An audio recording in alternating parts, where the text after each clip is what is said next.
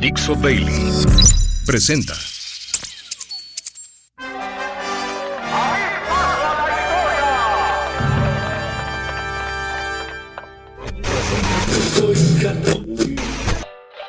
Damas y caballeros, aquí se platican historias, Anécdotas y efemérides.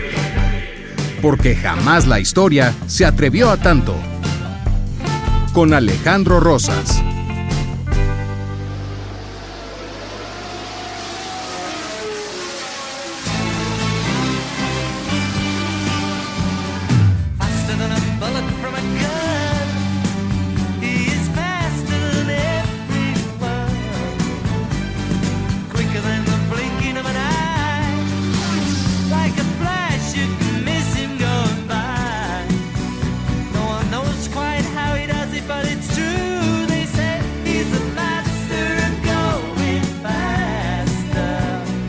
Esto es Porque jamás la historia se atrevió a tanto. Y acaban de escuchar algunos fragmentos de la famosísima canción, o quizá no tan famosa, salvo para quienes les gusta la Fórmula 1. La canción era Faster, que compuso George Harrison, el ex-Beatle. Fue lanzada en 1979 y le pedí a mi querido Albornoz que la pusiéramos porque quiero empezar esta emisión con... El último minuto también tiene 60 segundos. La Fórmula 1. México 1986 se realiza el Gran Premio después de prácticamente 16 años en que no había Fórmula 1 en México. Después de un desaguisado en 1970, nos quedamos sin Fórmula 1. Movieron ahí las influencias, las negociaciones y la Fórmula 1 regresó en el 86. El problema es que además regresaba en un momento difícil porque un año antes pues nos había azotado el famoso terremoto de 1985. Aún así, se organizó todo, la gente como siempre que hay Fórmula 1, no es que sea de fifís o no, sino hay mucha gente a la que le gusta el automovilismo, pues compró sus boletos, tenía que ir o al Palacio de los Deportes o en los hoteles Aristo los vendían los boletos para la Fórmula 1 porque era patrocinador. Y llenaron el autódromo para esas fechas del Gran Premio de México de 1986. Desde luego, el día de la inauguración, el gobierno representante dijo ahí en el autódromo: demostramos al mundo que estamos de pie. Nos encantaban esas frases, y sí lo era. Había pasado ya más de un año desde la tragedia del temblor. Algunas historias que son leyenda urbana, por ejemplo, en 1970 se había metido un perro a la pista y eso terminó siendo un desastre porque uno de los coches se lo llevó. La gente invadió todo el autódromo y entonces ahí terminó nuestra historia con la Fórmula 1, al menos en esa primera etapa. Entonces se dijo en 1986 que unos días antes de las prácticas libres, la calificación y la carrera, algunos trabajadores del autódromo o incluso del departamento del Distrito Federal, que todavía era por entonces esa forma de gobierno para la Ciudad de México o para el Distrito Federal, iban con rifles calibre 22 muy temprano a matar a los perros que encontraban dentro del autódromo para que no sucediera lo de 1970. No se sabe si era cierto o no, pero en 1986 el regreso de la Fórmula 1 no tuvo incidentes. Entre las cosas importantísimas que sucedieron el día de la carrera, ovación en el autódromo cuando de pronto ingresó un tráiler de color negro e interiores rojos, porque era el famosísimo tráiler de nuestra queridísima Lola la Trailera.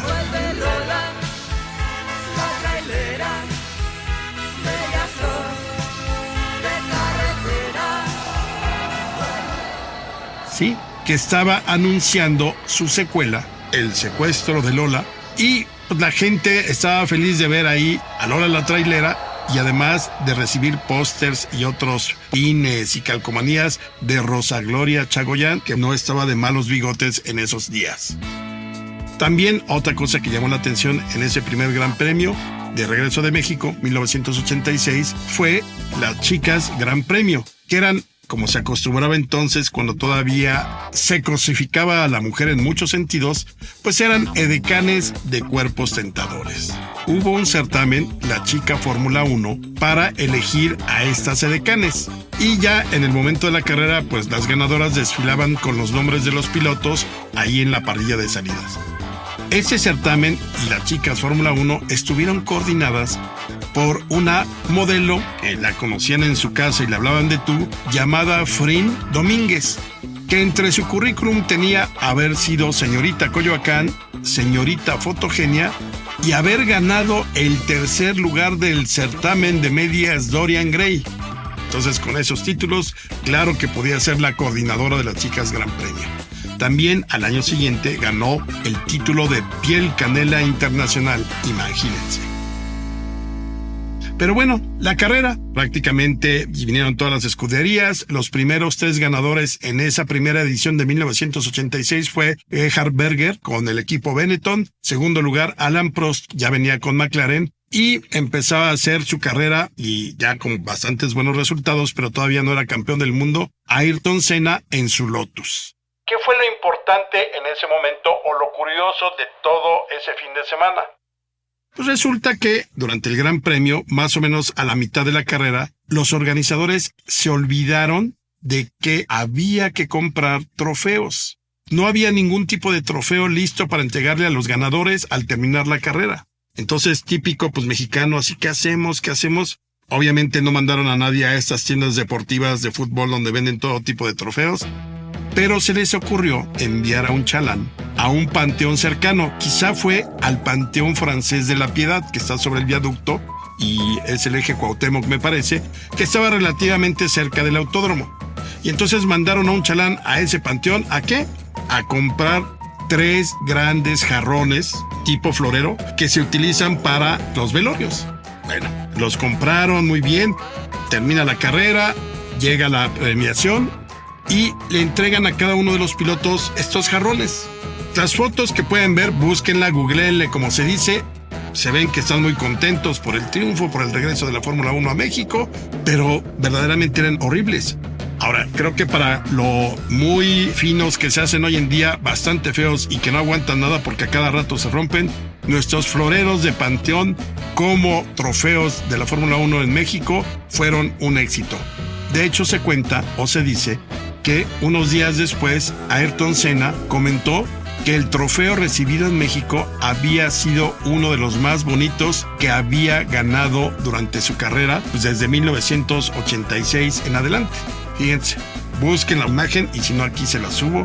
Es una delicia ver esos jarrones de panteón como los grandes trofeos que se llevaron los pilotos de Fórmula 1.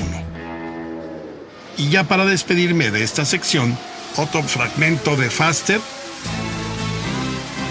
Esta canción fue lanzada en 1979 porque aquí entre nos, George Harrison era un súper ultra aficionado a la Fórmula 1 y después de que se separaron los Beatles hizo buena amistad con 3 pilotos, con Niki Lauda, Jackie Stewart sobre todo y Emerson Fittipaldi.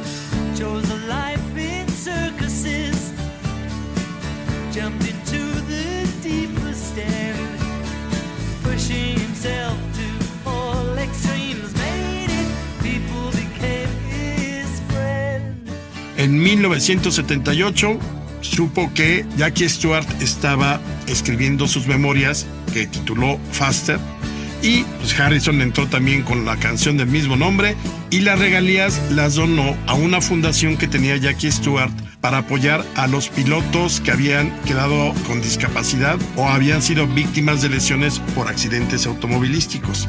El video también, si pueden verlo, es una chulada. George Harrison maneja un auto, se filmó ahí en Mónaco. Es el chofer de alguien, no se sabe quién es ese alguien hasta que de pronto te das cuenta que George Harrison es el chofer del piloto Jackie Stewart. Así que escuchemos otra parte de Faster de George Harrison.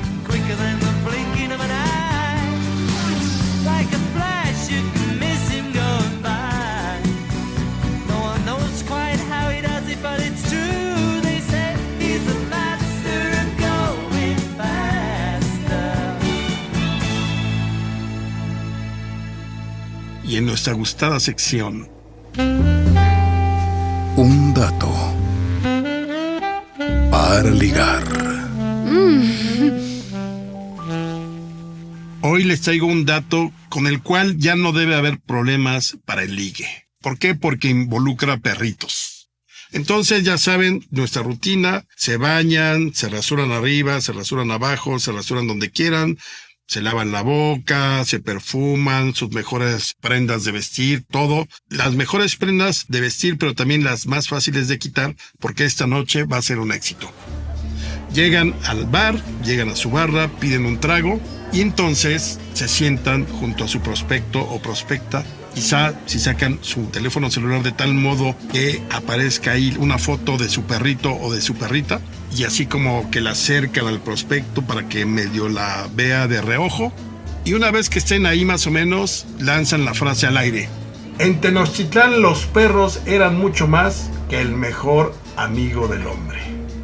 Ya con eso seguramente captarán la atención del prospecto o la prospecta.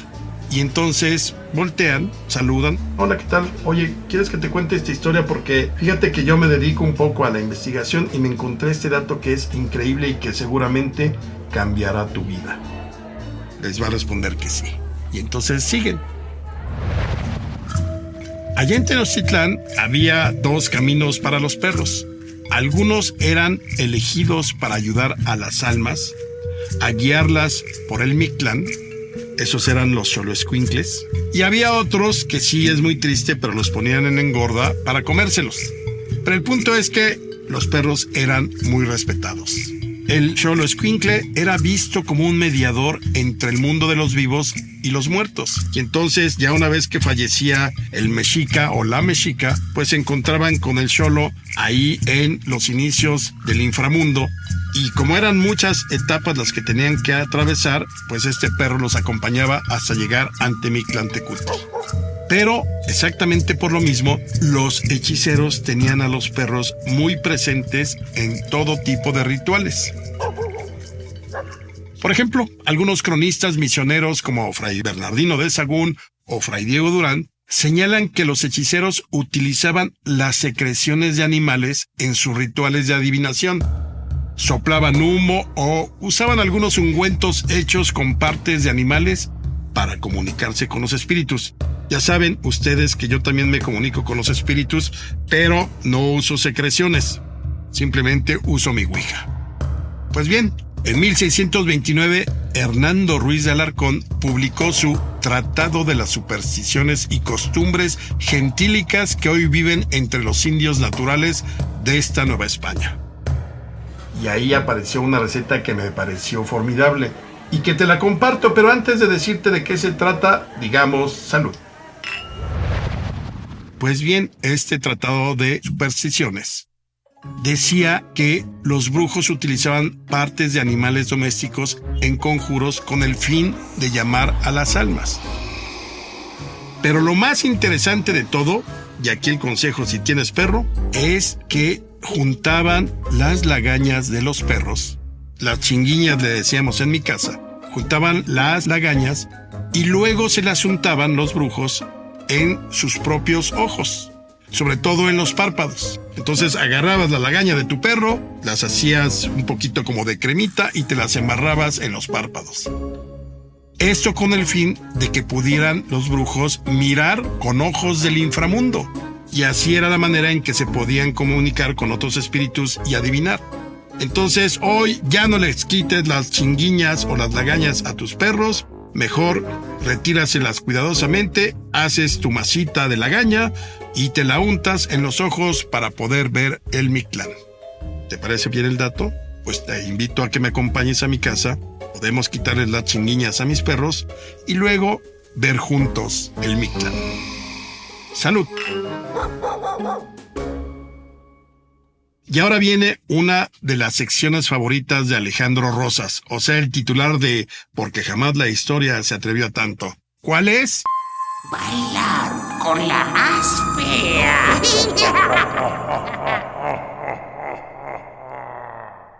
El nombre de esta mujer era impronunciable, Chalchiunenetzin. Imagínense, a ver, pronúncienlo de corrido, Chalchiunenetzin. Chalchiunenetzin. y era hija del emperador Axayácatl. Y por entonces, más o menos en la segunda mitad del siglo XV, era la mujer de Netzahualpilli, el rey de Texcoco. El punto es que pocos sabían que esta mujer, esta doncella, era de costumbres licenciosas. Y su mayor debilidad eran, desde luego, los hombres. Para saciar sus deseos, se había dicho: quiero mi templo lejos de Texcoco para que no me vean Netzahualpilli.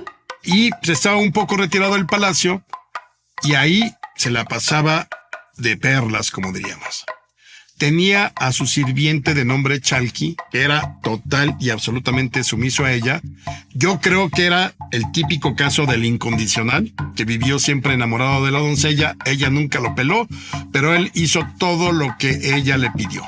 Y entonces Chalqui era el encargado de conseguirle todo tipo de hombres.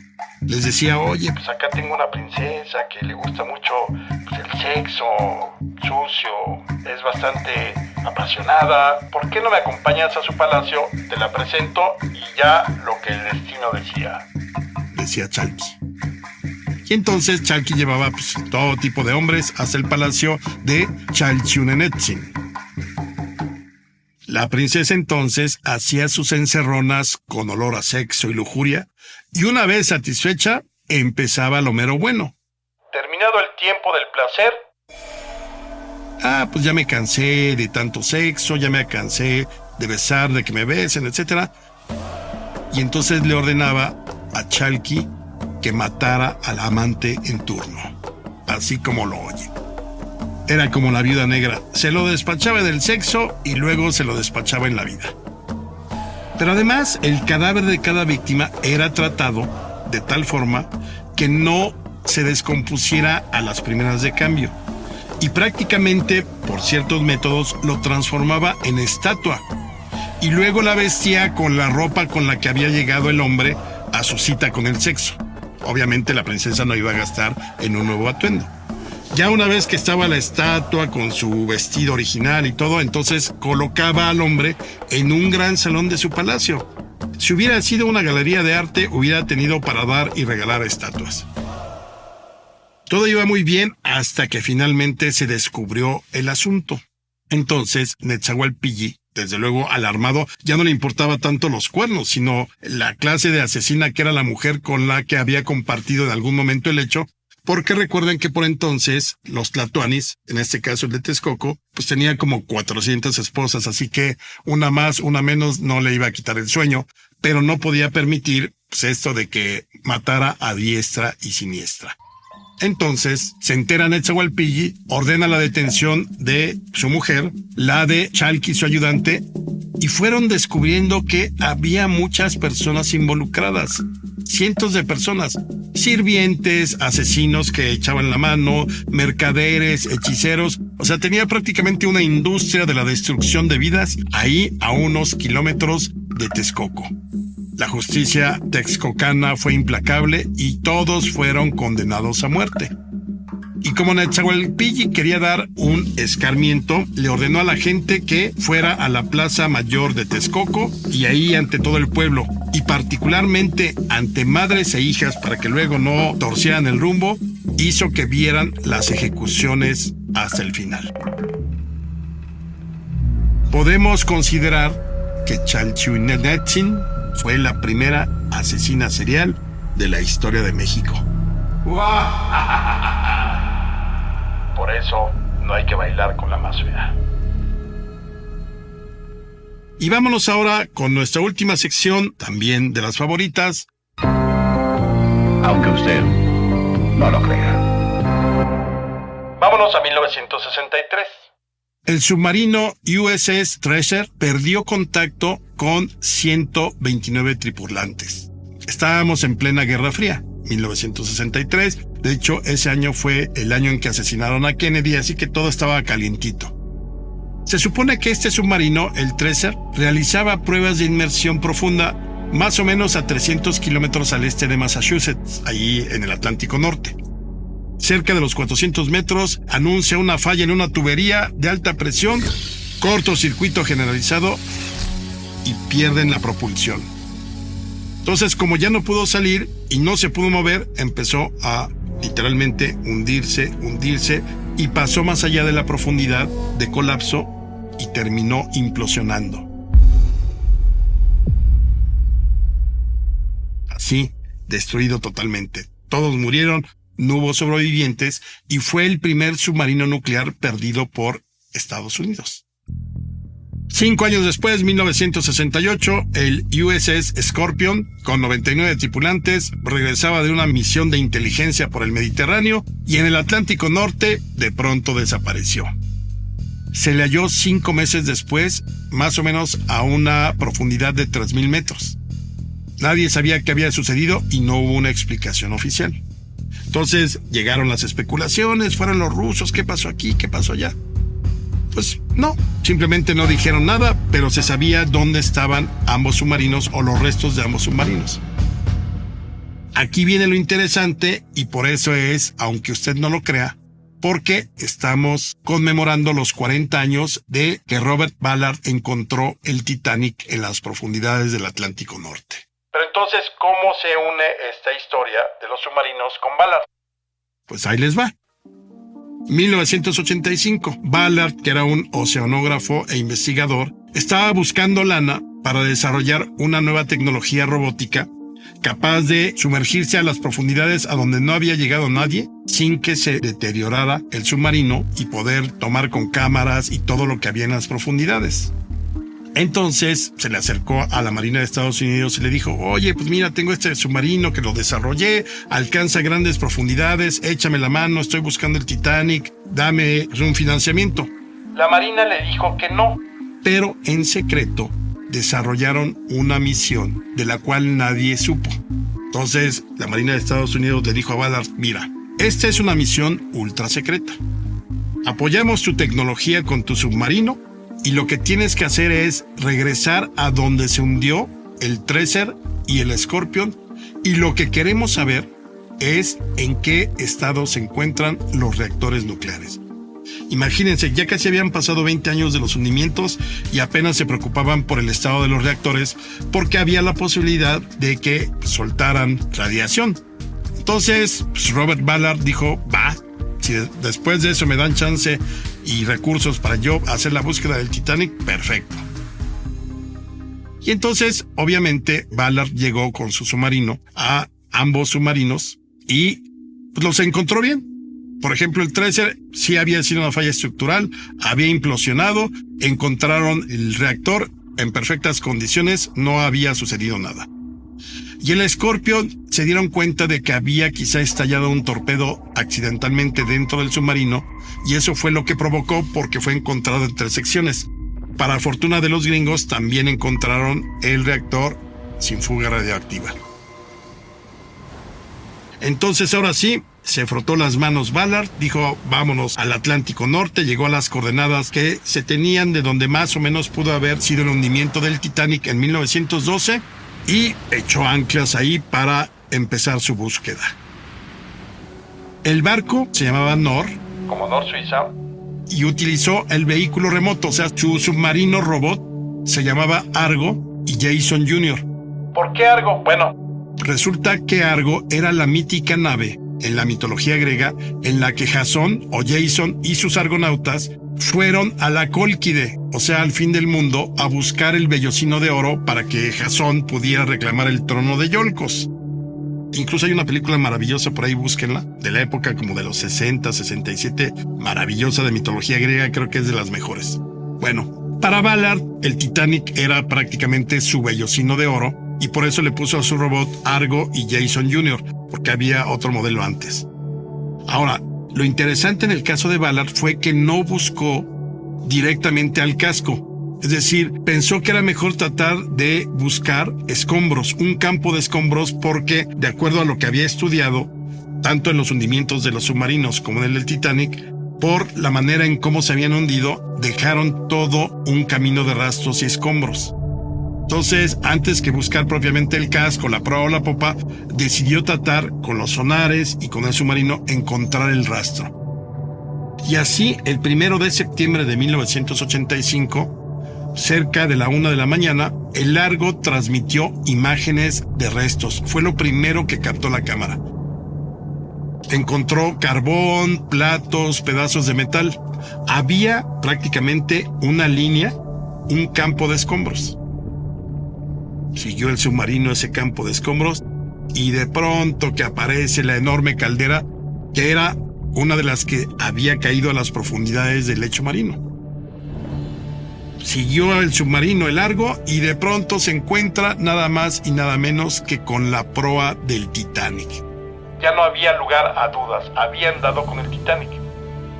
Ballard tiempo después contó que no hubo ni gritos, ni aplausos, ni abrieron champaña ni nada, sino más bien todos estaban entre emocionados, conmovidos y consternados porque prácticamente estaban frente a una tumba de aproximadamente 1523, 1530 víctimas que habían fallecido esa noche del 14 al 15 de abril de 1912. Sobre todo lo que les impresionó en esas primeras tomas de video fueron los zapatos, porque los zapatos no es que se hayan abierto los belices y se fueron al fondo del mar.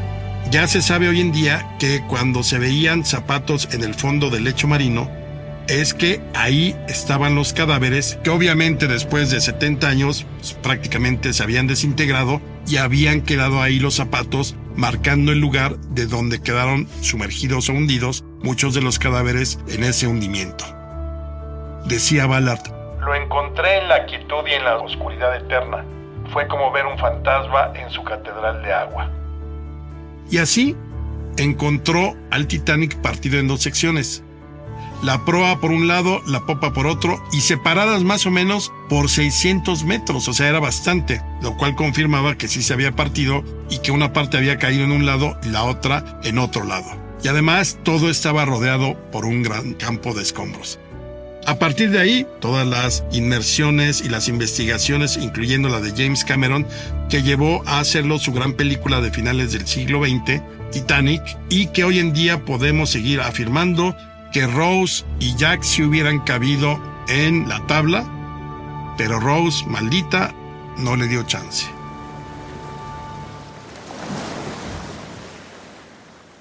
Esto fue Porque Jamás la Historia se atrevió a tanto y yo los espero la próxima semana.